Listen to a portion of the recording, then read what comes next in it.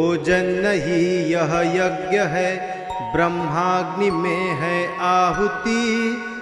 नर शुद्ध चित्त सेवन करे, तब ब्रह्म ही होती मति।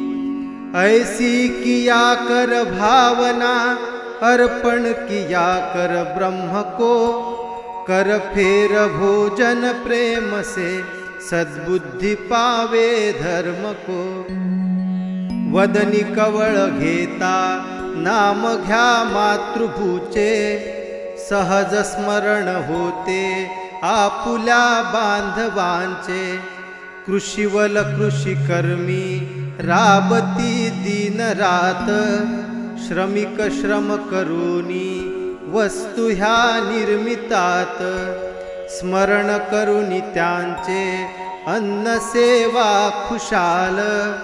उदर भरण आहे, बुद्धी होण्या विशाल।